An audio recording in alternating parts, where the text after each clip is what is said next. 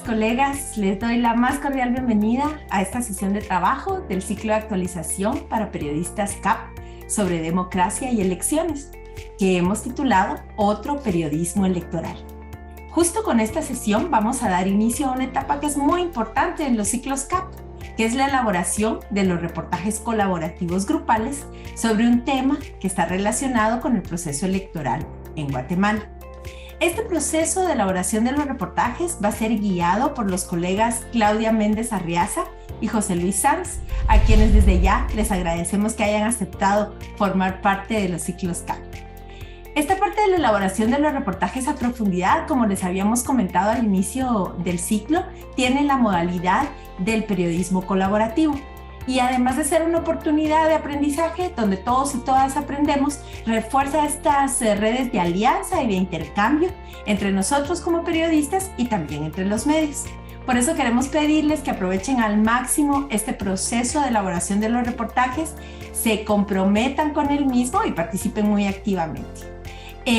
Esta charla que van a dar Claudia y José Luis el día de hoy no solo va a ser de mucha utilidad para el marco de referencia sobre el que vamos a trabajar los reportajes, sino que también les va a ser de muchísima utilidad en esta cobertura electoral del proceso de elecciones 2023 en Guatemala.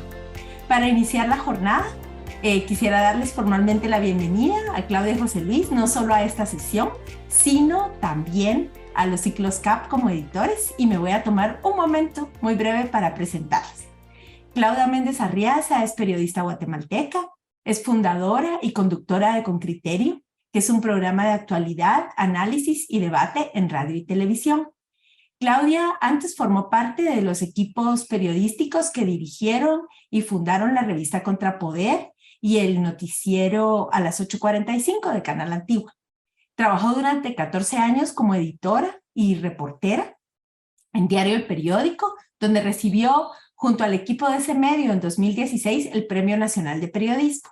Y además Claudia es profesora universitaria de periodismo en Guatemala. Por su parte, José Luis Sanz es periodista español, es actual editor de El Faro English y es corresponsal en Washington del periódico El Faro, del que fue director entre los años 2014 y 2020. José Luis ha sido reportero y editor en diferentes medios impresos y fue miembro fundador de Sala Negra, un equipo de investigación especializado en crimen organizado y violencia en Centroamérica. José Luis es coautor de varios libros como Jonathan no tiene tatuajes, Crónicas Negras, desde una región que no cuenta y Crónicas de la región más violenta. También ha dirigido largometrajes documentales como La Última Ofensiva en 2009 y La Semilla y la Piedra en 2010 sobre el genocidio Ixil en Guatemala. Así que Claudia, José Luis, un enorme gusto darles la bienvenida como editores de los ciclos CAP y les dejo ya en conducción de la sesión. Colegas, buenos días. Hola, ¿qué tal? Muchas gracias por la invitación, Marielos, y muchas gracias a todos los que están acá, madrugadores, la verdad. Gracias por acompañarnos. Muchas gracias por esa invitación. Para mí es un privilegio de verdad estar trabajando al lado de tantos periodistas y un desafío también porque de ver todos los nombres y la experiencia que tienen los que están participando, pues me pregunto a cada rato qué puedo enseñarles, ¿verdad? Así que vengo acá también con la actitud de aprender muchísimo de ustedes. Igualmente encantado, gracias Marielos y a todo el equipo por la invitación. Tengo la suerte de conocer algunas y algunos de los que estáis en el grupo, pero a la mayoría no. Va a ser un gusto trabajar con ustedes a lo largo no solo de estos ciclos, sino de esta campaña electoral que viene con curvas y que va a ser un desafío no solo para quienes estáis en el ciclo, quienes estamos en el ciclo, sino yo creo que para todo el periodismo y la sociedad guatemalteca, así que no hay nada mejor que aprender sobre terreno, así que encantado de trabajar con ustedes. La verdad es que queremos arrancar y se nos ocurrió traer a la memoria de algunos y traer tal vez quizás a conocimiento de otros que son más jóvenes el clip de una película que es muy divertida, se la recomiendo para verla en el proceso electoral. Se trata de Election, es año 2000 o 1999 y se trata de una comedia, podría ser tal vez también una parodia de lo que son las elecciones en una escuela secundaria en Estados Unidos.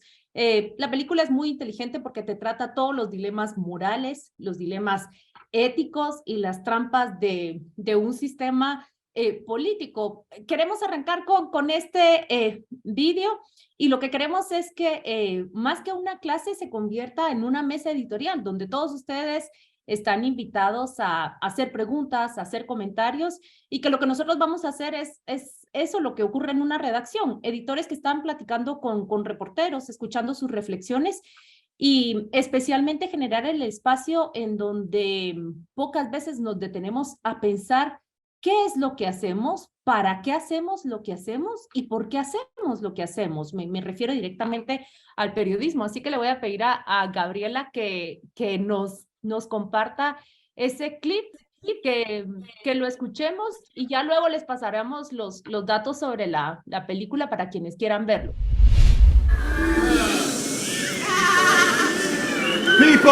People!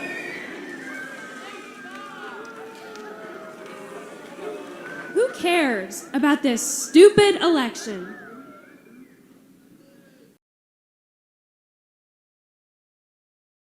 We all know it doesn't matter who gets elected president of Carver. Do you really think it's going to change anything around here? Make one single person smarter, or happier, or nicer? The only person it does matter to is the one who gets elected. The same pathetic charade happens every year, and everyone makes the same pathetic promises just so they can put it on their transcripts to get into college. So vote for me, because I don't even want to go to college, and I don't care. And as president, I won't do anything.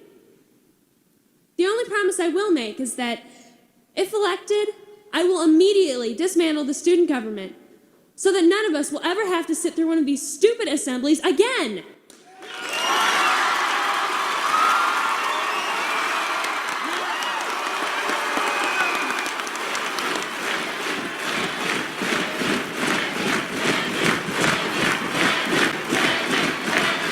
Or don't vote for me. Who cares? Don't vote at all.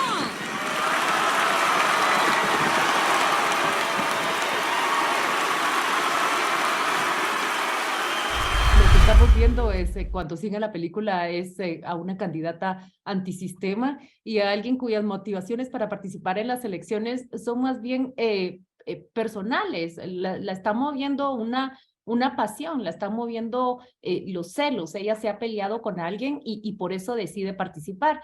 Y mientras hacíamos nuestros comentarios, a mí me interesó mucho cuando José Luis dijo, ay, parecen los Bolsonaros que han surgido en este tiempo, ¿verdad? O parecen los Donald Trump que llegan, prometen romper con el sistema y lo que reciben pues son esas porras que ella recibe en ese momento. Vean la película, se la recomiendo muchísimo porque está presentando tantos vicios con los que nosotros nos topamos y ahora vamos a entrar directamente en nuestra charla. Queremos hablar sobre periodismo, elecciones y democracia y hacer a partir de allí una reflexión de cuánto ha cambiado el proceso electoral guatemalteco en el año 2023 de lo que fue en el 2019. Cuánto ha cambiado de lo que fue en el 2015 con el 2023. Y así podemos ir varios procesos atrás y darnos cuenta que cada año electoral viene con nuevos personajes, viene también con nuevos mecanismos. Estarán los personajes o los chicos ya conocidos de la cuadra, pero siempre están presentando dinámicas muy distintas. Hay una evolución en todo. Y lo que nosotros estábamos tratando de hacer con el espacio que vamos a abrir con ustedes hoy es también voltearnos a ver hacia nosotros y reflexionar cómo cubrimos los procesos electorales.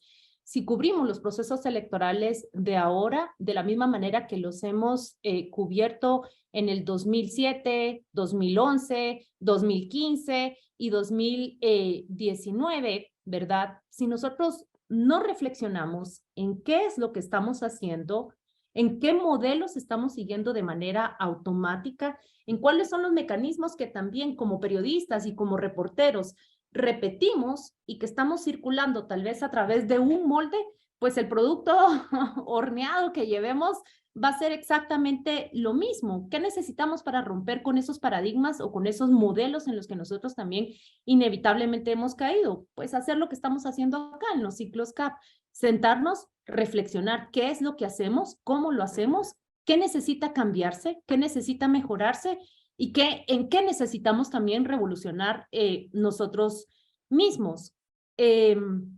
Acá le dejo ya la palabra a José Luis que les va a presentar sus reflexiones a partir de una serie de preguntas de qué es el periodismo político. Gracias, Claudia. En realidad, Claudia ya lo adelantaba, ¿no? Es decir, primero tenemos que tener claro, lo habréis escuchado decenas de veces, pero creo que si en un ámbito es clave recordarlo, es que la idea de que el periodismo es un ejercicio intelectual es a la hora de hacer periodismo sobre política. No solo porque, como decía ella, cada elección es distinta, la trascendencia es distinta, los actores son distintos, incluso en los casos en los que los actores son los mismos, significa algo distinto para la sociedad o dice algo distinto de la sociedad que el hecho de que repitamos actores, ¿no?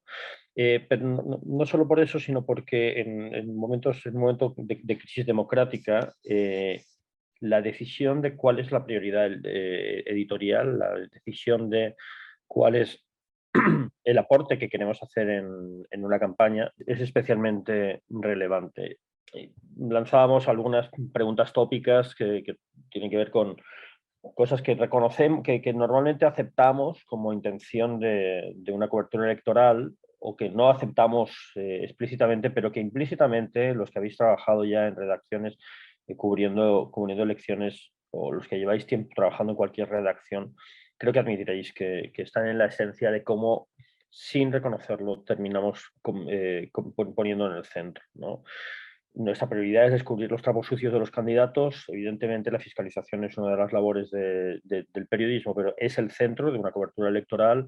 Anticipar quién ganará, que parece ser una de las grandes preguntas que queremos responder de manera constante a los lectores o a las audiencias, incluso antes, mucho antes de que arranquen los procesos electorales propiamente, es el centro, es el objetivo principal, influir en el resultado. Luego hablaremos de casos en los cuales sucede constantemente, el periodismo influye o quiere influir en un resultado electoral. En realidad, nuestras decisiones se guían oscuramente, de manera inconsciente por esa idea. Esta idea también buenista, un poco buenista y desde luego que probablemente tiene sentido sobre el papel, pero que no deja de plantearse como de una manera paternalista, digamos, ayudar a los y a las votantes a tomar la mejor decisión. Queremos promover la reflexión, el debate político y democrático, es decir, es nuestra labor o no es nuestra labor promover debate, es nuestra labor o nuestra labor generar la conversación. Tenemos que entender que seguimos cubriendo campañas electorales en buena medida como se cubrían hace 20, 30 años. El periodismo en ese sentido se ha transformado muy poco, se ha transformado nuestra capacidad para analizar encuestas, pero en realidad la mayoría de redacciones no tenemos a alguien con capacidad profunda de análisis de encuestas. Evidentemente tenemos muchísima más información al alcance, pero nuestras coberturas siguen adoleciendo de una falta enorme de profundidad en términos de antecedentes y de lectura histórica.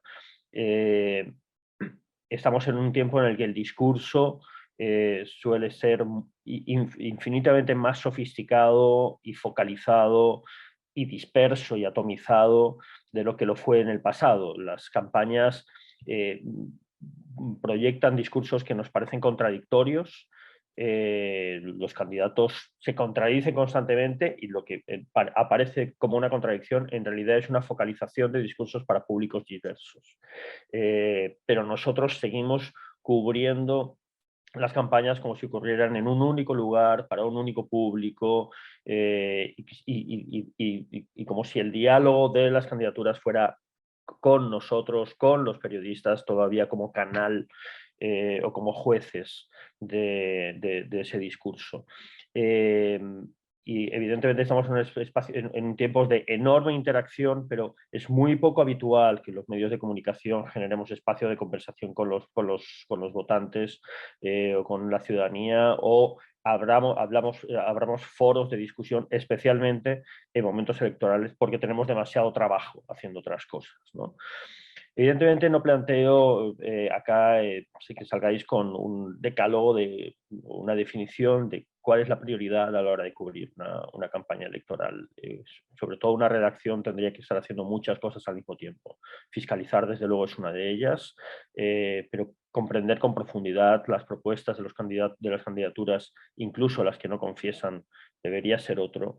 Y yo sí creo que conversar y generar espacios de conversación acerca de la política, ser facilitadores de la conversación con diferentes espacios o sectores de la sociedad debería ser un objetivo, principalmente por una razón. Si no lo generamos desde espacios de sociedad civil o periodismo, esos espacios de debate sobre sobre política y sobre el resultado o la trascendencia de las elecciones ya no suceden. Tenemos candidatos que ya no debaten y que cuando acuden a los espacios de debate ya no los entienden como se entendían hace 30, 40 años. Entonces, tenemos que entender que generar otros espacios de conversación y de difusión de ideas y de traslación al público sobre los hallazgos periodísticos es clave. Vicios que son absolutamente habituales en cómo cubrimos las elecciones. Primero, hacemos de las elecciones el centro del ejercicio democrático y la meta de la política, o aceptamos la lógica partidaria que hace de las elecciones el fin último y el momento crítico del espacio político. Eso claramente es un error. Es decir, no tiene sentido que hagamos es necesario hacerlo, ¿no? pero es en el fondo perverso que hagamos el sobreesfuerzo que las redacciones hacemos para cubrir elecciones, pero que no hagamos un esfuerzo similar, sobre todo además de reflexión y de estrategia y planificación en la cobertura política habitual. La política sucede todos los días, los partidos existen todos los días, los procesos de poder, de construcción, de intercambio de poder suceden todos los días, pero seguimos cayendo en la trampa, construida desde la narrativa, de hecho, de la carrera de caballos, de que las elecciones son la gran fiesta democrática. La gran fiesta democrática debería ser cuando se ejercen o se ejecutan políticas públicas que tienen un valor para la ciudadanía.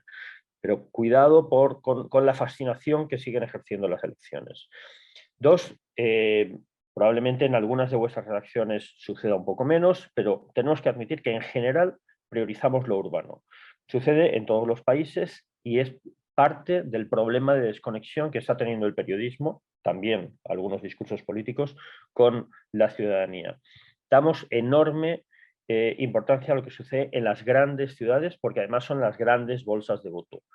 Pero eso nos desconecta probablemente con las personas que probablemente van a vivir de manera más dramática, más clara, a las que más va a afectar cualquier cambio de política o cualquier política o ausencia de ellas, ¿no? En ese sentido, cualquier planificación de una cobertura electoral tiene que pensar en lo territorial, pero no solo en lo territorial en términos de monitoreo del voto, porque también es muy habitual que salgamos de las capitales, hablo de las redacciones más urbanas, el día de la votación. Pero hacemos muy poco trabajo de cobertura política antes, incluso durante la campaña electoral, fuera de las urbes y fuera de los momentos de mitin. Es decir, nos seguimos dejando guiar por las candidaturas y por los liderazgos partidarios a la hora de recorrer el territorio. Y eso es una trampa absoluta. Y es una trampa porque damos a los partidos el monopolio de la política. Los partidos pueden tener constitucionalmente, como sucede en El Salvador, entiendo que sucede de manera similar en Guatemala, pueden tener el monopolio del ser canal para la participación electoral, porque no hay candidaturas independientes o porque incluso si legalmente existieran, probablemente no tienen la fuerza suficiente como para tener relevancia en la agenda pública. Pero lo cierto es que la política son muchos otros actores. Y a pesar incluso de la debilidad, de la corrupción, de las fallas que puedan tener algunos del resto de actores políticos, en un momento electoral todos los actores políticos deberían participar del debate. Los sindicatos también tienen representación, los movimientos sociales también tienen representación, los grupos estudiantiles también tienen representación. La democracia sucede en muchos lugares. No tiene sentido que justo en el momento electoral entreguemos todo y absolutamente todo el protagonismo justo a los actores que consideramos además en nuestro contexto actual más cuestionados. Y en ese sentido es absurdo, ese es uno de los absurdos a los que nos dejamos arrastrar. Yo creo que todos los que estamos acá, si hablamos de Guatemala, si hacemos un análisis honesto, pensaríamos que los actuales liderazgos son buena parte, por no decir la inmensa mayoría del problema. Hablamos de la falta de nuevos liderazgos, hablamos de la corrupción, hablamos del perfil de las candidaturas que se repiten, pero sin embargo hacemos que la conversación sigue girando alrededor de ellos y hacemos que sigan siendo los actores principales de la conversación. Eso evidentemente requiere una reflexión. O sea, ¿cómo cambiamos la conversación, cómo hacemos que haya otras voces, es clave para que la democracia tenga sentido. Porque si no, en realidad estamos solo girando alrededor de la agenda, la pauta y el discurso que generan quienes, en realidad, creo que honestamente consideramos que son parte de los actores más perversos o que más pervierten el ejercicio democrático y político en nuestro país. Luego, usamos las encuestas para convertir la elección en una carrera de caballos. Esto es indudable. Luego hablaremos de la enorme riqueza como fuente de información que puede ser una encuesta, pero tendemos a pensar solo en clave numérica y solo en clave de números puros y absolutos en términos de quién gana y quién no gana. Las elecciones, como decíamos antes, parece que en esa carrera por anticipar quién va a ganar, como si esa fuera la primicia que tenemos que perseguir todos. Y luego, de nuevo, esto me parece que es importante, la fiscalización, lo voy a repetir 1000 veces, es un elemento central del trabajo periodístico y es un elemento central de cómo se relaciona el periodismo con el poder.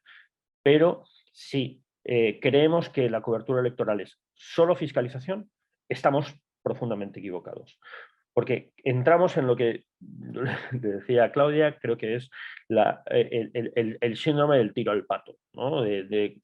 Creemos que solo alguien puro puede gobernar, generamos una idea, luego veremos algunos casos, una idea de que en realidad todos los candidatos, todas las candidatas tienen enormes, múltiples esqueletos en el armario y en el fondo nosotros que se supone que los periodistas reivindicamos de manera constante la democracia, la participación, solo en el espacio democrático tenemos sentido, podemos estar generando o alimentando la ola antipolítica, ¿no? Esta idea de esto no sirve para nada, nada va a cambiar nada.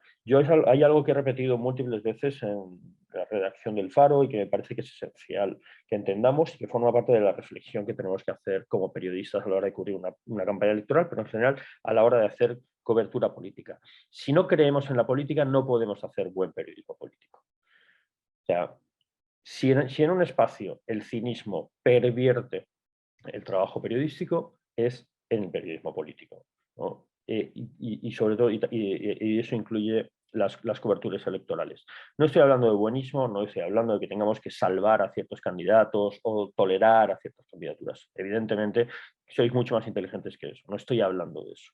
Estoy hablando de que necesitamos completar nuestras coberturas con otros enfoques, otras maneras de aproximarnos, porque si no, en realidad somos un actor que lo que construye es la idea de que nadie merece ganar, nadie va a cambiar nada si gana. Y en ese sentido, lógicamente vamos a recibir muchos aplausos adolescentes cuando publicamos, pero luego nos pasaremos años de nuevo quejándonos de que tenemos un entorno de antipolítica. Claudia. Que cuando estábamos hablando sobre este síndrome del tiro al pato o sobre esta premura que tenemos muchas veces los periodistas en publicar aquel caso, aquel esqueleto que tiene algún candidato a alcalde, candidato a diputado, candidato a presidente, yo recordé el caso de Chilpancingo y Alfonso Portillo en el año 1999.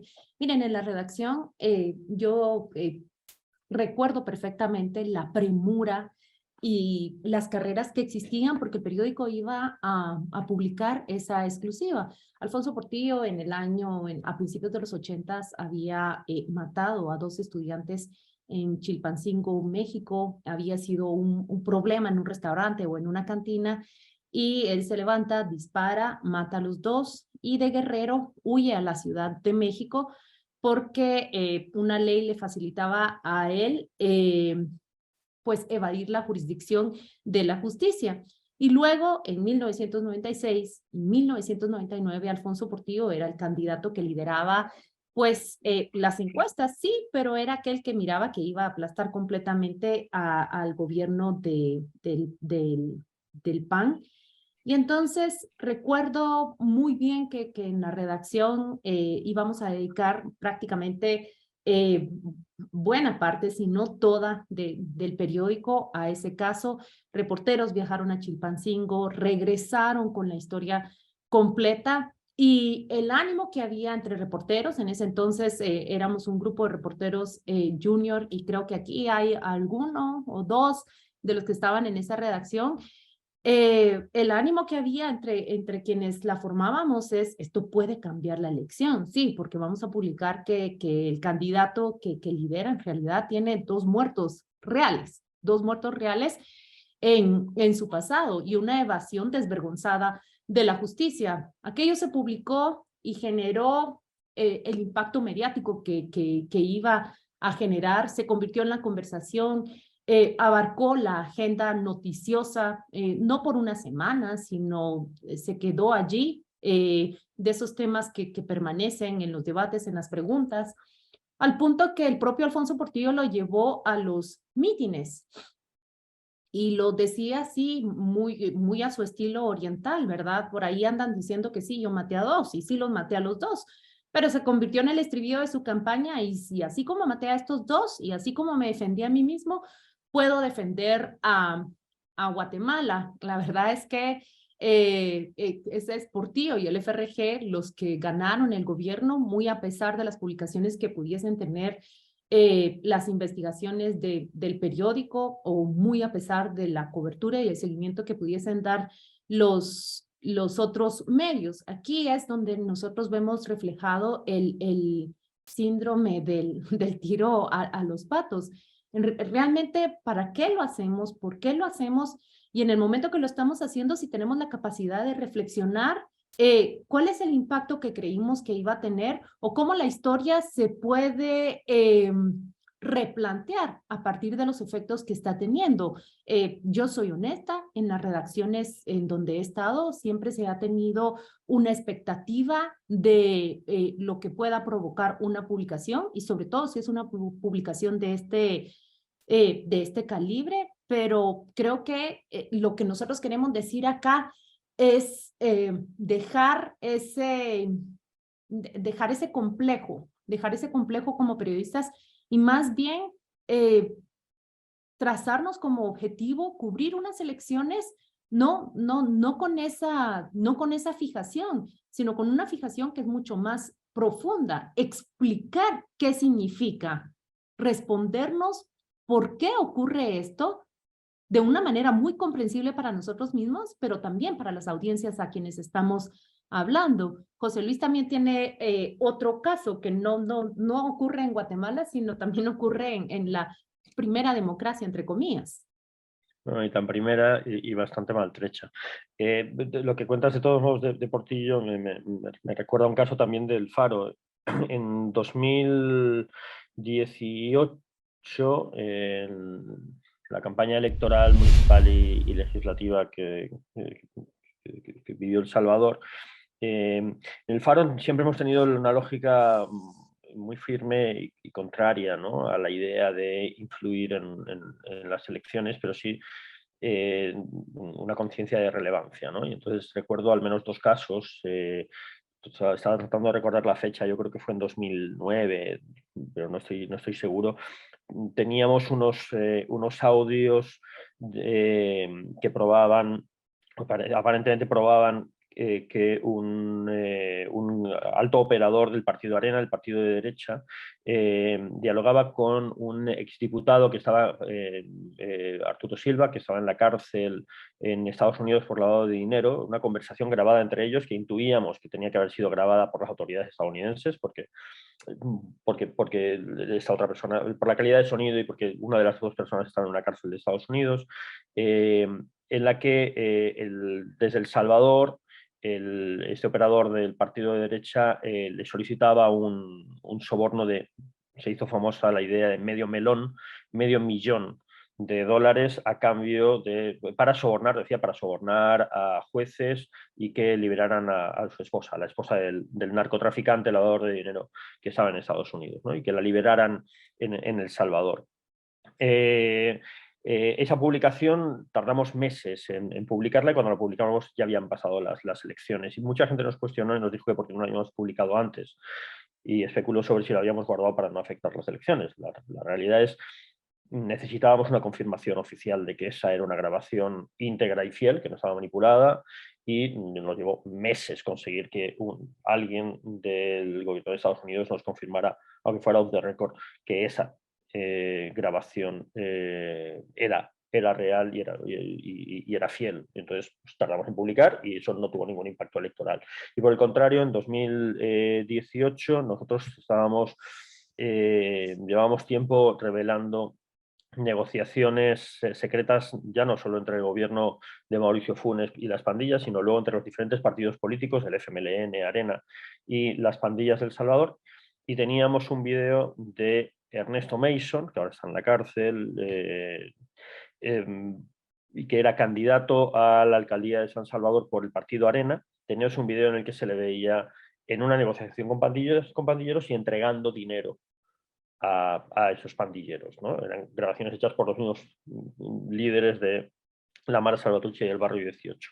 Trabajar convenientemente esos materiales nos llevó algún tiempo y se nos echaba encima la fecha de la elección, y pensamos que ya estábamos listos y publicamos eso 3 días antes de la elección. 3 días antes de la elección publicamos un titular que decía: Ernesto Mason, de Arena, negoció dio no sé cuántos miles de dólares, no recuerdo la cifra, a pandilleros, y con ese dinero ellos compraron cocaína y armas, algo así. Pensamos que tenía un enorme impacto en la elección, y pensamos que era importante que esto se supiera antes del día de la elección. Neto Mason ganó la alcaldía de todos modos, evidentemente. Pero el caso estadounidense es más interesante todavía porque es más complejo. En 2016, campaña presidencial de Hillary Clinton, que enfrentó a Hillary Clinton y a Donald Trump, sucede, muchos lo conoceréis, el famoso escándalo de los correos electrónicos de Hillary Clinton. Lo que sucede es que Hillary Clinton había enviado correos electrónicos desde una cuenta de correo privada. Siendo secretaria de Estado, siendo canciller, siendo secretaria de Estado, había utilizado una cuenta de correo privada, pues un Gmail, un Hotmail, da igual, para enviar correos relacionados con su cargo.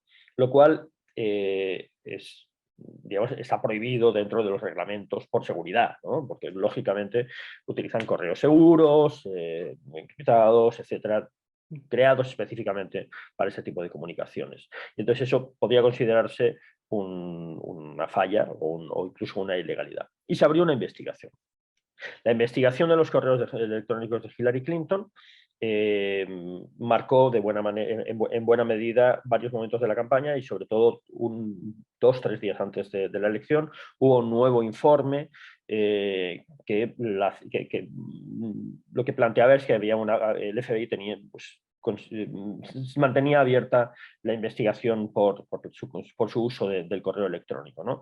Y hubo mucha polémica en el New York Times sobre el uso de la palabra investigación criminal, ¿no? Porque se hablaba de una investigación criminal, luego hablaremos también de la importancia de las palabras, y hubo un debate en torno a decir, bueno, que en realidad criminal es la palabra para describir esto, puede ser un error administrativo, ¿qué tipo de trascendencia criminal tiene esto? Y alguien decía, bueno, el FBI es un organismo de inteligencia, de investigación criminal, con lo cual todas sus investigaciones son sobre delitos o sobre crímenes, con lo cual criminal es técnicamente correcto. Probablemente técnicamente lo es, pero lógicamente políticamente tenía un significado enorme, muchísimo mayor que utilizar otros términos. Ya sabéis, lógicamente, cómo terminó el cuento. Hillary Clinton perdió esa elección. Analistas de encuestas piensan que la polémica de los correos influyó entre 3 y 4 puntos en su intención de voto, con lo cual probablemente, no lo sabemos la ciencia cierta, pero probablemente fue uno de los factores decisivos para su derrota. Y el New York Times se dio y siguió durante años una reflexión interesante. Si no habéis leído este libro, os lo recomiendo. Estoy leyéndolo ahora, Newsroom Confidential, de Margaret Sullivan. Ella fue defensora del lector del New York Times algunos años. Ella analiza en profundidad este caso, yo creo que desde un enfoque que me parece muy interesante. Por un lado, porque retrata las fascinaciones, ¿no?, que tenemos, los fetiches que tenemos en las redacciones y que tenemos los periodistas. Dice que un análisis de Columbia Journalist Review, de la revista de la Universidad de Columbia, detectó que el New York Times había publicado tantas historias de portada sobre los correos de Hillary Clinton durante su campaña, en los 69 días antes de la elección. El New York Times publicó tantas portadas sobre los correos de Hillary Clinton como hizo sobre todo el resto de temas políticos combinados. O sea, un tema, el de los correos, ocupó tanto espacio como el resto de temas políticos en los casi 3 meses antes de la elección. El análisis que hizo ella como defensora del lector, interrogando y preguntando a los editores y periodistas, y las periodistas y las editoras involucradas en la cobertura, le llevó a la conclusión de que el New York Times pensaba que Hillary Clinton iba a ganar, y lo daba por hecho, ¿no?, porque nadie tomaba en serio a Donald Trump, y entonces consideró que instintivamente consideró que quería, y además se veía como un medio afín a Hillary Clinton, evidentemente, ¿no?, un medio liberal, un medio más cercano al Partido Demócrata. Y entonces, entre líneas, lo que ella percibió es que había un deseo de demostrar que el New York Times era independiente de Hillary Clinton, y que aunque Hillary Clinton iba a ganar, una vez ganara, demostrar que el New York Times era independiente y que el New York Times no iba a ser blando, no iba a dejar de fiscalizar a la nueva presidenta. Es decir, el New York Times ya estaba pensando en Hillary Clinton como presidenta y se estaba proyectando a sí mismo como actor dentro del escenario y tratando de proyectarse como un medio duro frente a alguien a quien trataban, digamos, la opinión pública le acercaba. En realidad, ella dice, y a mí me parece que es interesante, que en esa campaña ya detectó algunas de las peores tendencias en los medios mainstream. Una de ellas es la adicción a la carrera de caballos y la propensidad a lo que llama overkill, es decir, ser más duros, demostrar que somos más duros que los demás. Dice que esto ocurrió también en las cadenas de televisión. Dedicaron un promedio de 32 minutos durante todo 2016 a cubrir política, pero el escándalo de los emails logró 100 minutos diarios. Sobra decir que 3 años después hubo un informe sobre los correos que detectó que básicamente pues, no había una ilegalidad. El New York Times, el resultado de ese informe lo publicó en la página 16. ¿No? Es decir, como nuestro afán por ser los más duros tiene evidentemente también consecuencias indeseadas. La gran ironía es que el editorial board del New York Times dio su respaldo a Hillary Clinton, ¿no? Es decir, sabéis que en Estados Unidos los medios tradicionalmente dan su apoyo a un candidato días antes de una elección. El New York Times decía que Hillary Clinton era una gran candidata y que Donald Trump era un peligro para la democracia. Evidentemente eso funciona en paralelo al trabajo de la redacción, ¿no? El editorial board es independiente del trabajo de la redacción, pero una paradoja es que un periódico que creía que la mejor candidata era Hillary Clinton potencialmente terminó con su carrera presidencial. Y un último comentario acá, simplemente pensando en Guatemala. Al final hay un columnista español hace muchos años dijo algo que a mí me parece que es importante, y es: periodismo es lo que queda en el espíritu del lector cuando tira el periódico a la basura. Los periodistas tendemos a pensar en periodismo en términos de las piezas que publicamos, ¿no? Pero en términos de democracia tenemos que ser conscientes de que estamos generando un discurso y que no lo generamos solo nosotros, lo genera un ecosistema. Guatemala tiene un ecosistema de medios, yo creo que más interesante y más vigoroso que el de El Salvador. Probablemente tenéis el ecosistema de medios más vigoroso de todo el norte de Centroamérica, yo diría que de toda Centroamérica, honestamente. Tenéis más medios interesantes, tenéis más un abanico de medios y de posturas editoriales interesantes mayor, y tenéis un mejor proyectos más interesantes de periodismo comunitario y de presencia territorial, a pesar de la enorme complejidad de vuestro país. Creo que tenéis que entender que una cobertura electoral la hace un periodista, la hace una redacción, pero en general el resultado final es un ecosistema, el que genera un discurso colectivo, que es el que queda en la mente de las audiencias. Claudia. Sí, no, es que estaba escuchando todo lo que pasó en el New York Times y me identificaba en otros procesos acá, no necesariamente electorales, con esa ansiedad que sufrimos en las redacciones por demostrarnos imparciales o por demostrarnos siquiera independientes. Y esa ansiedad nos puede llevar a nosotros a cometer fallas, errores como los que estás revelando del New York Times. La pregunta que tenía, y ojalá que los reporteros sientan libertad de participar, de levantar la mano, de compartir si tienen alguna experiencia en donde hayan vivido esa ansiedad de los reporteros o ansiedad de las redacciones por demostrar que están separados o que son independientes de A, B o C postura o A, B, C actor. Eso era lo que pensaba. Y si existe acaso mecanismos en medio del proceso, José Luis, si el libro de la defensora del lector lo ha plasmado, si existe acaso un mecanismo para poder someter a control lo que está pasando. ¿A qué me refiero? A que el libro es post-mortem, digamos, es una manera de hacer la reflexión. Ya pasó el tiempo y es muy buena, ¿verdad? Puedo verlo con cabeza fría, pero si se pueden diseñar mecanismos para controlar y minimizar eso que estaba pasando. Yo creo que evidentemente no plantea soluciones, plantea sobre todo preocupaciones, pero yo creo que en realidad una de las claves es tener una redacción diversa en sus puntos de vista y una vigorosa discusión, ¿no? Es decir, al menos mi experiencia en las redacciones en las que he trabajado, y sobre todo en la redacción en la que he trabajado durante casi 20 años, o más de 20 años, que es El Faro, la discusión te salva de, no siempre, pero en general te salva de los peores errores, ¿no? O en cualquier caso, hay más probabilidad de que te salves de cometer errores. Cuando digo cometer errores no me refiero solo a publicar algo que no es cierto, sino tener un enfoque equivocado, dimensionar de manera equivocada, utilizar términos equivocados o un titular.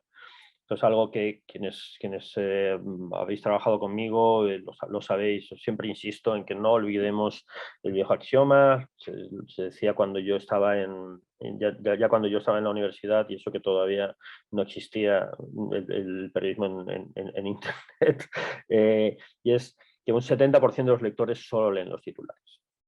¿no?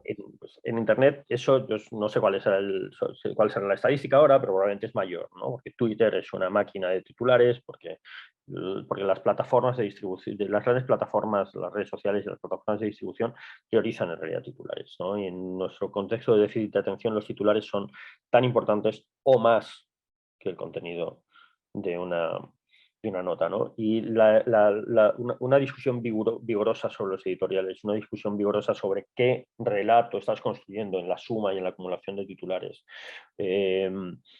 me parece que es clave. De hecho, nos habíamos saltado acá, como simplemente para que lo veamos, qué historias, entrevistas, investigaciones pueden ayudarnos a ayudar al público a entender. Yo creo que esto es clave, ¿no? Entendamos que estamos en un contexto de saturación absoluta. La gente no entiende nada. Yo apuesto que de las y los que estáis acá, la inmensa mayoría estáis profundamente frustrados con el contexto político de Guatemala y os sentís hasta cierto punto impotentes frente a esa avalancha, ¿no? de degradación, de descaro, ¿no? de corrupción, no solo en términos de meterse dinero en el bolsillo, ¿no? Corrupción en general del sistema. Bueno, pues ahora poneros en los zapatos del ciudadano o la ciudadana común. O sea, la sensación de estar absolutamente superados, de no entender nada, de no entender cómo nos hemos metido en este agujero, o de ni siquiera entender las dimensiones del agujero en el que estamos, son reales. Nuestro trabajo es que lo entiendan. ¿Qué historias? ¿Qué aproximaciones? A ver, yo creo que hay algunas claves que son muy importantes y solo las nombro así al vuelo y pasamos a hablar del periodismo en profundidad. Uno, hay que perfilar a los candidatos y las candidatas. Y ahí hay dos enormes vicios que tenemos el periodismo, un enorme vicio que tenemos los periodistas y las periodistas, y un enorme vicio y quienes me conocéis sabéis que lo digo desde el corazón y desde el amor absoluto por el periodismo que se hace en Guatemala, pero un vicio que me parece que es muy guatemalteco. Uno, que es general, es pensar que todo el mundo sabe lo que nosotros sabemos, ¿no? O sea, la cantidad de grandes historias, la cantidad de grandes hechos y de reflexiones que los periodistas creemos que son de dominio público solo porque los hemos comentado en una barra de bar o en una redacción, es uno de nuestros grandes vicios. Pensar que todo el mundo sabe lo que nosotros sabemos. Pensar que es un hecho lo que nosotros damos por hecho. Pensar que es un hecho lo que alguien nos contó y que sabemos que el resto de periodistas y de actores políticos ya saben. Miren, hay cosas que todos creemos saber que suceden y la gente no las sabe, no las dimensiona, porque no se les ha dicho claramente y porque no se les ha dicho lo suficiente, con suficiente fuerza, ¿no? O sea, si un actor es corrupto o no es corrupto, no basta con haberlo dicho, ¿no? Tenemos que pensar si realmente esa idea está asentada o no está asentada y si la gente entiende por qué o no lo entiende. Tenemos que escuchar más, ¿no? Pero perfilar a las candidatas no es simplemente asegurarnos de que algo ya está dicho, ¿no? Es asegurarnos de que cuando la gente piensa en esos candidatos y en esas candidatas, entiende, por lo menos nuestros lectores, entienden de quién estamos hablando, ¿sí? O sea, esto no es una cuestión de récord y de esto está dicho o está dicho en el párrafo 20 o está dicho en una nota de hace 2 años. O sea, perfilar a los y las candidatas me parece que es clave y no es tan fácil y no está hecho solo porque pensemos que ya los conocemos porque llevan ahí toda la vida. La mayoría de nuestros votantes no llevan ahí toda la vida. Y la mayoría de nuestros votantes no se pasan la vida, no pasan los días pensando en política, candidaturas y partidos políticos. Para mucha gente, los candidatos son relativamente nuevos cada vez que llegan y hay un enorme esfuerzo de propaganda para construir su imagen, para proyectar su imagen a partir de cosas muy simples, como una fotografía, un discurso o un spot. Perfilar a los y las candidatas sigue siendo una prioridad y normalmente pensamos que eso ya está hecho y no digamos mucho esfuerzo. Lo segundo, creo que tenemos que explicar el impacto de las políticas o de las propuestas o de las ideas que vuelcan. Esto es clave, y ahora vamos a hablar de eso Claudia cuando hable del periodismo de profundidad, ¿no? Pero entendamos una cosa, no existen los guatemaltecos como masa. El impacto de las políticas, el impacto de las decisiones, o el impacto de que gane una persona u otra, o el impacto de que gobierne un partido en solitario o en alianza con otros, es distinto para unas personas y para otras. Es distinto en diferentes regiones, es diferente, el impacto de ciertas políticas o del resultado electoral es distinto para ciertas poblaciones, es diferente para ciertos sectores de la sociedad. Si seguimos pensando en este discurso de los guatemaltecos, las guatemaltecas, no estamos yendo suficientemente profundo a la hora de explicar el impacto de un resultado electoral, el impacto de una política, el impacto de una propuesta, ¿no? Tenemos que hilar más fino. Creo que hay que profundizar en las influencias que determinan, que definen a las candidatas, a los candidatos, sus acciones previas, sus declaraciones previas. Tenemos que escuchar a los candidatos, ¿no? Tenemos que primero, de nuevo, ver qué hay detrás, o sea, saber más de ellos, pero tenemos también que escucharlos. Es decir, y hay algo que me parece que también, sobre todo en momentos electorales, es una trampa en la que caemos, y es hacer siempre entrevistas de fiscalización. Sobre todo con perfiles nuevos, pero incluso con los perfiles más conocidos, necesitamos que la gente les escuche. Pero que les escuche respondiendo preguntas. Normalmente la gente escucha a los candidatos, a las candidatas, en el discurso que llevan preparadas. Si nosotros lo único que hacemos es conversaciones cerradas en las cuales les exigimos respuestas desde una lógica de confrontación, vamos a tener respuestas cortas, respuestas cerradas, respuestas defensivas. Necesitamos que la gente pueda entender qué hay dentro de los políticos. Y eso solo se va a dar en conversaciones en las que se encuentren relativamente cómodos. No estoy hablando de hacer conversaciones fáciles o de hacer conversaciones amables. Estoy hablando de escucharles, de dejar que se expliquen, de exigir que se expliquen. Pero que se expliquen no solo sobre los temas en los que ya saben que vamos a cuestionarles. Si Suri Ríos, ¿qué piensa Suri Ríos del conflicto?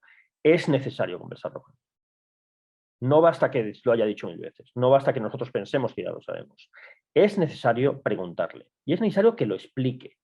Y luego a partir, y desde lo que ella diga, destripamos y matizamos y le exigimos más y le repreguntamos. Pero primero que se explique, tenemos que escuchar a los candidatos, ¿no? Porque si no, no generamos un espacio en el cual se pueda entender de verdad quiénes son. La mayoría de votantes no había nacido cuando gobernó Ríos Montt. Eso es clave, o sea, tenemos países muy jóvenes. No tienen ni siquiera idea de quién fue y qué significó su gobierno. Vamos a avanzar en la conversación porque queremos hablar sobre periodismo de profundidad y qué es lo que significa. De nuevo, acá es motivarlos a pensar que la profundidad no necesariamente es todo lo que creemos o lo que nos imaginamos que debe ser. Y yo sé que es una historia muy, muy repetida y que en todas las clases de periodismo han escuchado las historias sobre el Watergate, pero siempre que estos periodistas están hablando o contando los detalles de su investigación, para mí siempre surgen así como nuevas perlas o nuevos detalles que me dejan pensando, bueno, eso sí, yo no lo había escuchado. Creo es Bob Woodward quien tiene un masterclass. Y en ese masterclass comentó algo que me pareció muy curioso y es a propósito de las palabras. Fíjense que él y Carl Bernstein sabían que todo lo que estaban publicando iba camino hacia un juicio político, hacia un impeachment. Y entonces ellos, entre sus pláticas que tenían en la redacción, uno de ellos se acerca al otro y le dice, mira, todo esto va hacia un impeachment, ¿verdad? Hacia un antejuicio. Y entonces el otro le respondió, pues ese es lo más probable que sí, ¿verdad? Tal y como está. Pero ellos se prometieron que su profundidad no iba a consistir en un análisis o en una predicción. Y que su competencia o su cruzada estaba en otros lados. Durante más de un año no utilizaron la palabra impeachment en todos sus artículos. Ustedes se pueden imaginar, durante un año nunca utilizaron la palabra porque lo que menos querían ellos es parecer que estaban hablando o que estaban prediciendo o que se estaban colocando en un lado del bando, aunque era inminente. Y ellos dijeron, la profundidad nuestra va a ser ir hacia los hechos, relatar los hechos de una manera comprensible para nosotros, pero también para las personas que nos estén leyendo. Ahora, piensen muy bien en las palabras que nosotros podemos utilizar y que podemos contener. Aquí yo les estoy colocando el antejuicio, el impeachment, pero también me pareció importante esa discusión o ese debate, esa reflexión de si llamar a la investigación criminal o no contra Hillary Clinton. Y yo comprendo muy bien, investigación criminal, investigación penal, pero era colocarla a ella a una estatura de ¿qué? Un crimen, digamos como una mafia o algo por el estilo. Es la reflexión sobre las palabras. Y entonces queremos empezar a avanzar. ¿Qué es la profundidad? Por supuesto, la profundidad es detenerse, ir hacia el fondo, pero también tiene una técnica. Y lo que tiene que hacer el reportero o su equipo y sus editores, nuevamente, detenerse, abrir un espacio y empezar a preguntarse qué necesita comprenderse. Aquí yo traigo un ejemplo. Si han visto las noticias, los titulares, Twitter, las infografías que se han publicado desde el 20 de enero para acá. No ha pasado un mes, pero alguien tiene acá el conteo de cuántas personas acusadas por narcotráfico, cuántas personas condenadas por corrupción, cuántas personas en pedido de extradición están participando en la política, porque eso está abundando, ya hasta hay cuadritos pero muy ilustrativos de lo que es. Y entonces para mí el problema empieza a ser otro. El problema como lectora, el problema como ciudadana, es otro más. Yo ya perdí la cuenta cuántos son. La última vez que conté eran más de 12 o 14 en principales casillas para las diputaciones. Yo lo que dije, ese congreso del próximo, o sea, la próxima legislatura, o sea, sí, ¿cuánta persona va a estar colocada allí? Pero de nuevo, plantearnos la pregunta. Una de esas es, ¿qué implica? Digamos que esas casillas que son seguras, pases seguros para Congreso, digamos que estos sujetos lleguen ahí. ¿Y qué nos tenemos que preguntar? ¿Qué políticas pueden impulsar? ¿En qué partidos están participando?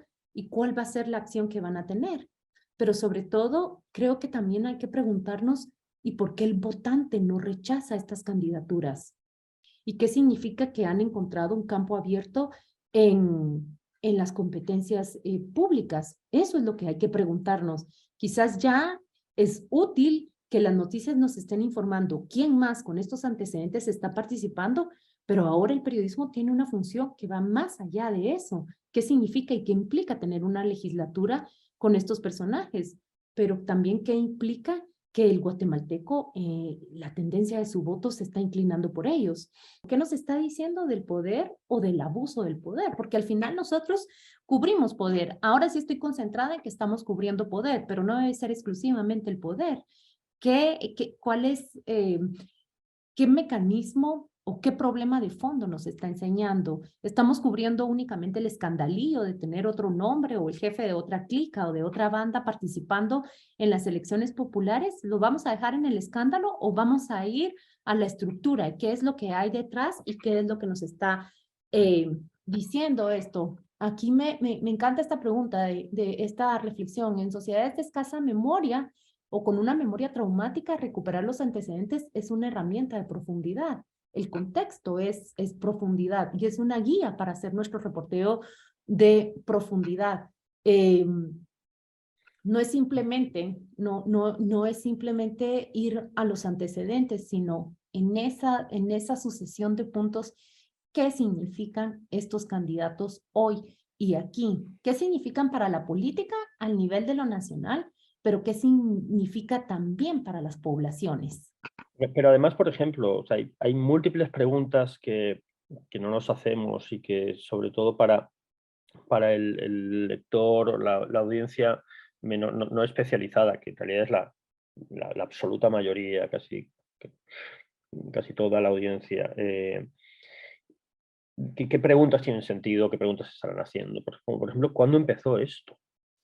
Es decir, ¿cuándo empezó Guatemala a tener candidatos con vínculos conocidos en el narcotráfico? ¿Qué pasó? O sea, ¿cuándo fue ese salto?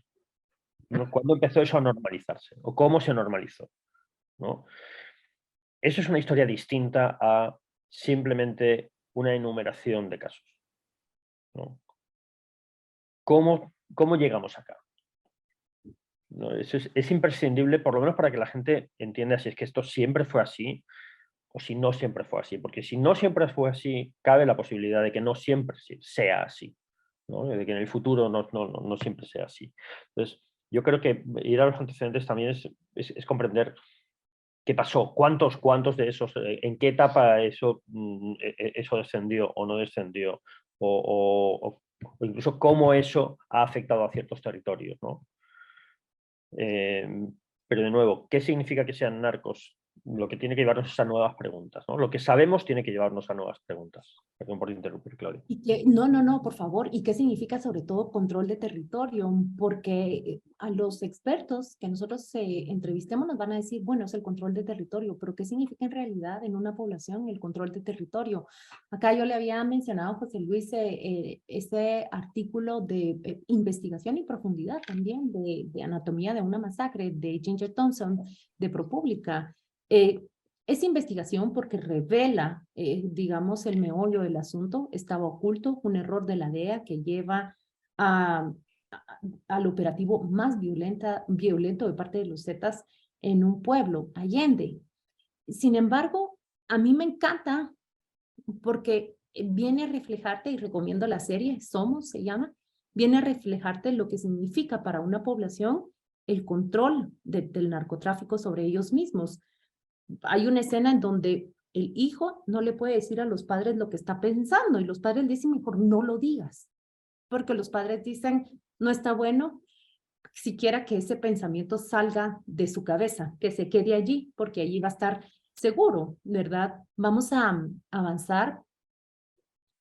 Sí, yo creo que esto es lo que hemos estado hablando. También me gusta mucho esto porque reporteamos política, pero hablamos poco de las políticas.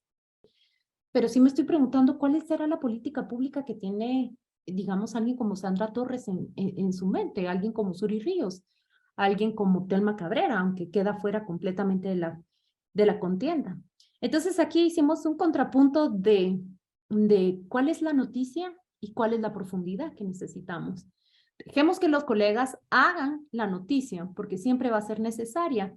Y en este contrapunto dijimos, bueno, si la noticia es la participación de los condenados por corrupción y narcotráfico, pero la profundidad consiste en por qué los votantes los están apoyando. La noticia es la posible llegada de Suri Ríos a la presidencia. La profundidad es y qué implicaciones tiene para la memoria histórica y el impacto en las víctimas. La política, la noticia es, y ni siquiera la contamos así, porque contamos las encuestas como un pasón, pero no hay candidato que tenga más allá del 25% de respaldo popular. En intención de voto no lo hay. O sea, ni en encuesta, ni en conteo real. Yamatei pasó con el 11 o 14% de los votos. ¿Qué nos está diciendo eso, verdad? ¿Qué significa para Guatemala la sucesión de presidentes ejecutivos que son débiles? ¿No es ese el origen de la alianza que se crea en el Congreso y que abarca después a las instituciones de justicia? Aquí está la de Sandra Torres. La noticia es sus remesas. Ella siempre fue igual a las remesas condicionadas.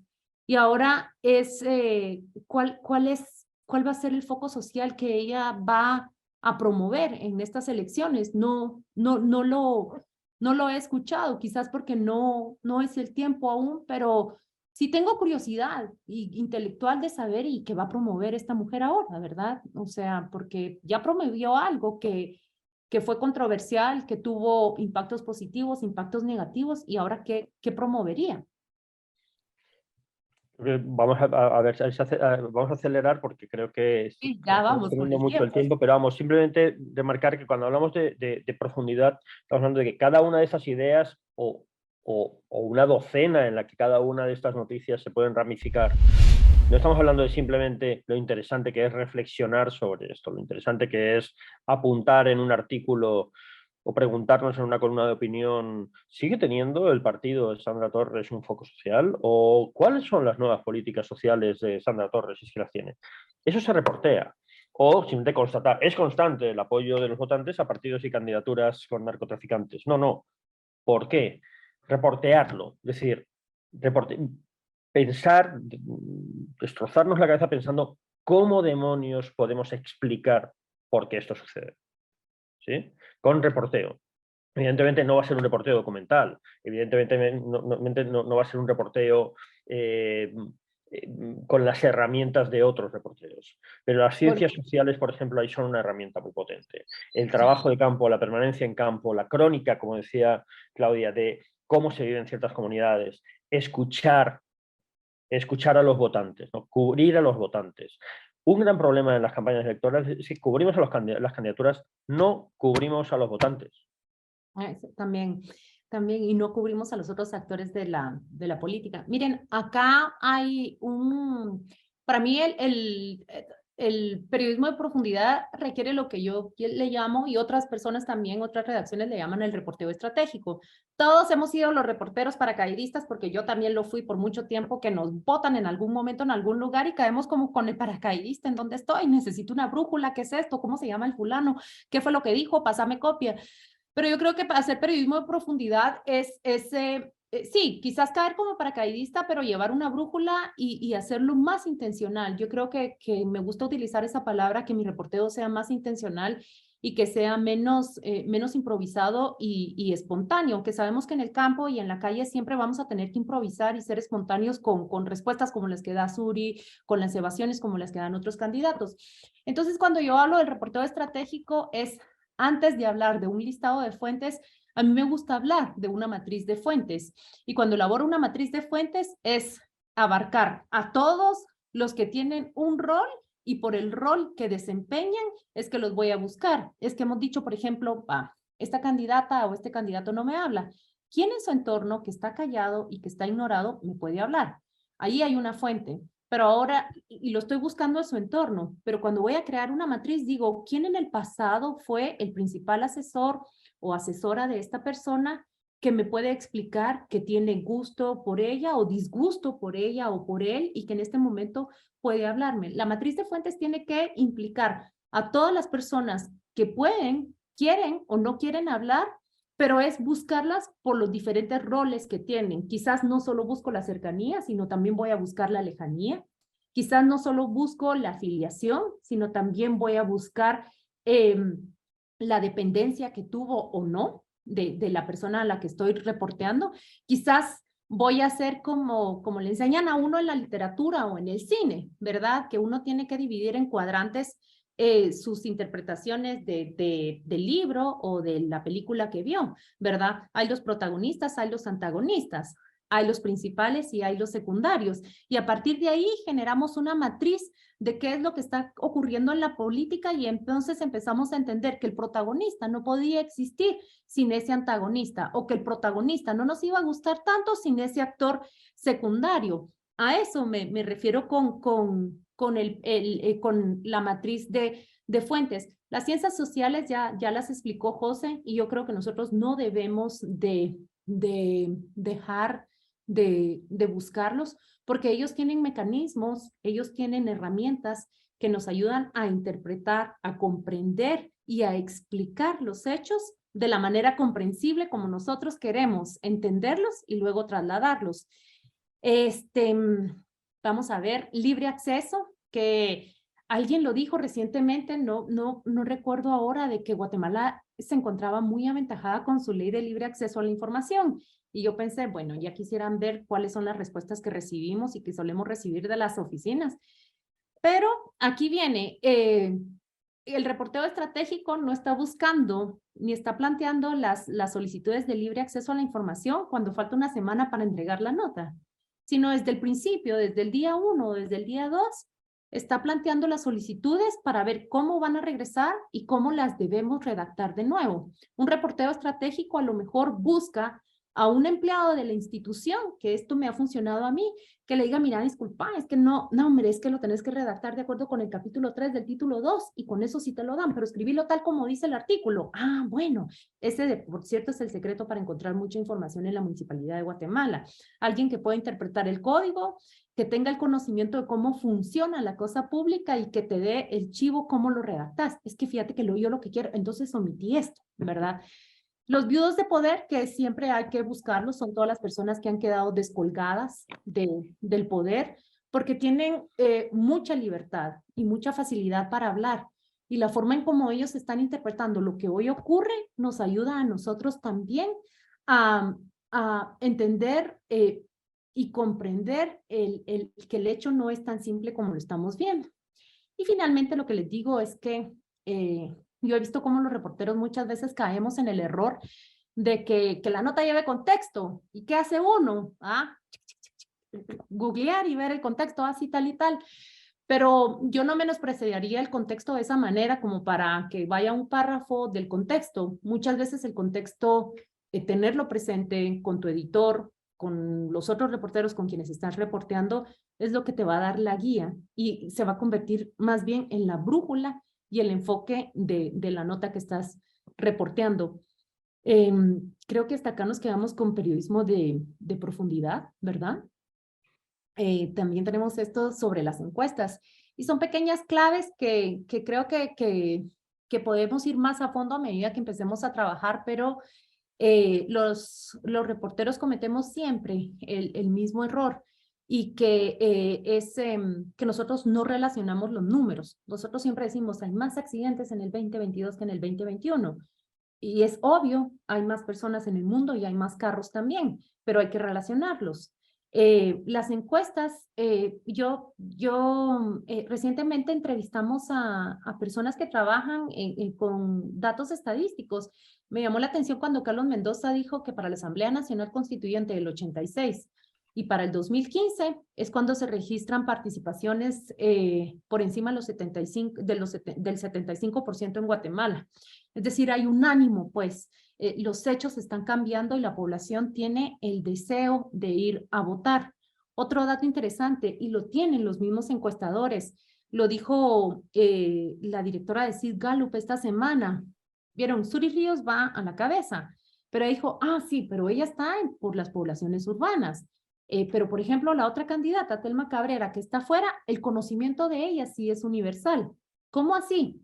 Va en quinto lugar, sí, pero a ella la conocen tanto los mayores como los jóvenes. La conocen tanto en Izabal como la conocen en Huehuetenango. La conocen en Petén como la conocen en Santa Rosa. Y entonces yo dije, qué dato tan interesante. Y eso lo tiene el encuestador.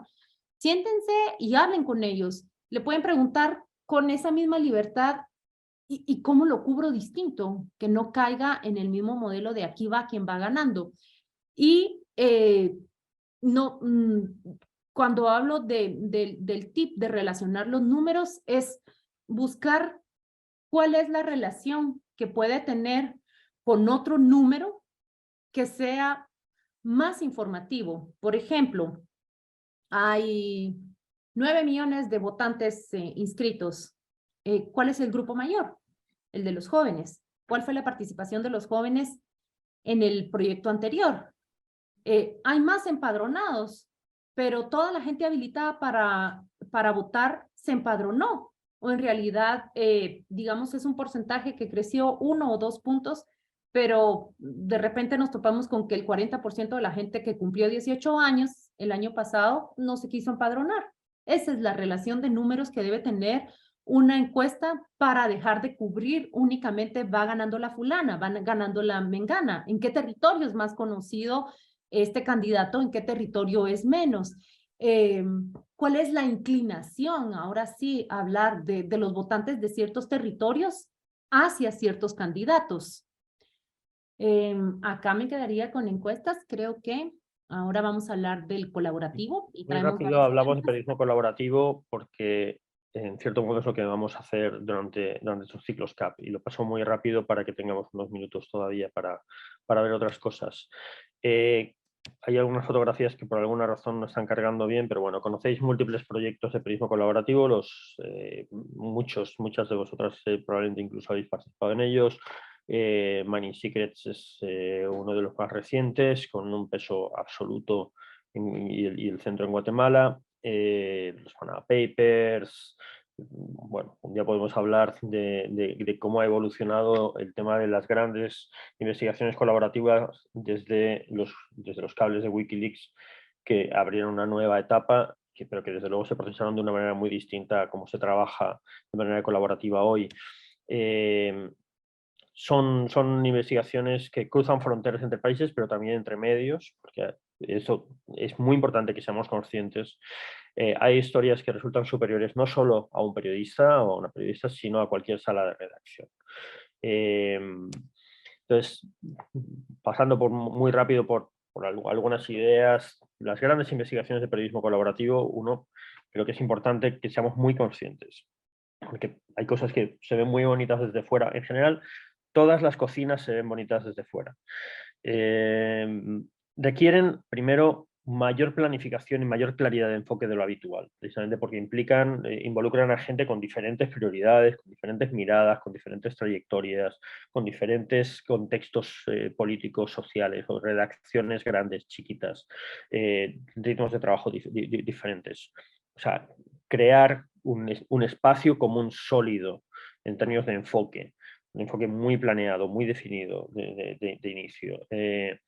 Un pre-reporteo muy sólido. Por eso normalmente estas investigaciones parten o de un hecho evidente, pero mal trabajado, poco trabajado periodísticamente, o de filtraciones, ¿no? Es decir, porque hay un hecho comprobado. Una investigación colaborativa normalmente no es una expedición de pesca para ver qué conseguimos, ¿no? Parte de una certeza. Hay múltiples grados de colaboración y modelos de trabajo, dependiendo de participantes y de la complejidad de la investigación. El tema del liderazgo editorial es clave. Yo he estado en proyectos que se han tambaleado profundamente porque a la hora de tomar decisiones complicadas no había una jerarquía o una última palabra o una claridad de cómo se iban a resolver los temas editoriales. Hay proyectos colaborativos en los cuales, como es en el que vamos a trabajar, en los cuales el resultado final es uno y quien quiera participar en la republicación tiene que publicar ese texto. Hay esfuerzos colaborativos en los cuales se comparte la información, pero cada medio elabora su pieza y la puede compartir con los demás. Es decir, hay diferentes grados, diferentes formatos. Si tenéis, aparte de la experiencia que tengáis, tenéis interés en eso, podemos otro día hablar de ello. Pero el tema de que haya liderazgos editoriales muy definidos o procesos editoriales muy definidos es clave. El proceso se beneficia, esto siempre, de que haya una sola persona de contacto cuando estamos hablando de diferentes medios, ¿no? Para evitar confusiones, pero sobre todo para agilizar decisiones y coordinación entre medios o entre equipos. De nuevo, exige una enorme disciplina en el cumplimiento de calendario, en el intercambio de información. El compromiso tiene que ser pleno, sobre todo porque el trabajo de todos depende del trabajo de cada uno. Si una de las piezas falla, el proceso colaborativo fracasa o puede tener un agujero considerable. Sobre todo cuando son colaboraciones que tienen algún tipo de expansión geográfica.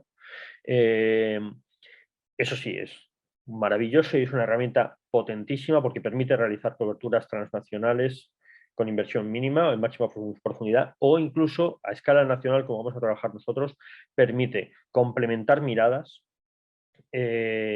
y complementar experiencias o presencias territoriales a un nivel que ninguna redacción o ningún reportero normalmente puede permitirse, con una inversión mínima, sumando esfuerzos y capital humano. La publicación en red multiplica el impacto de manera exponencial y eso es clave y facilita el seguimiento porque no descansa solo en una redacción. Y esto también es importante, se suele repetir la experiencia, es decir, vas creando equipos colaborativos con los que luego vuelves a trabajar. En el proyecto de los Panama Papers participó el periódico El País, por ejemplo, que no fue invitado por ICIJ al proyecto de los Paradise Papers. Es decir, ¿por qué? porque la dinámica de trabajo del país en ese momento, ese periódico ha cambiado luego de dirección y yo creo que está trabajando de otra forma. Lo mismo le pasó al New York Times. El New York Times y el país no estuvieron invitados a la segunda investigación de ICIJ porque su lógica de trabajo no fue colaborativa, no entendieron la esencia del trabajo colaborativo, creyeron que eran los medios de referencia y por eso no fueron invitados a la segunda investigación. Y luego, eso es importantísimo también, el periodismo colaborativo cobra especial valor en contextos donde los medios, los periodistas, ciertas historias son censurados. Hay proyectos como Forbidden Stories que precisamente se basan y nacen de esa idea, ¿no? En ese sentido, es una herramienta que a nosotros, en Guatemala y en estos momentos, nos puede servir y puede ser clave para lo que buscamos. Importantísimo, y con esto cerramos, es obvio, se basan en el trabajo en equipo. Lo que no es tan obvio y es muy importante que tengamos claro es que precisamente por eso son un magnífico antídoto contra el ego de los y las periodistas. Y esto va a ser clave en el trabajo que vamos a tener que hacer durante estos meses como equipo. El ego, dejémoslo en casa, vamos a trabajar en equipo, cada persona en nuestros equipos va a tener diferentes funciones, diferentes grados de implicación, el resultado final es lo importante es la historia y la idea es sumar capacidades y sumar expertices o sumar también trabajo específico, porque en el trabajo en equipo no todo el mundo hace lo mismo, no todo el mundo hace lo que le apetece, lo importante es el resultado final. El trabajo colaborativo a pequeña o a gran escala, en ese sentido, es una terapia que yo creo que todos deberíamos pasar por ella en algún momento. Claudia Méndez Arriaza, José Luis Sanz, muchísimas gracias por haber estado con nosotros en este espacio, en esta sesión del CAP. Colegas, a ustedes también muchísimas gracias por su interés. Seguimos entonces en 15 días con una nueva sesión de trabajo y además también empezamos ya con el tema de los reportajes colaborativos. Que tengan ustedes muy buena jornada.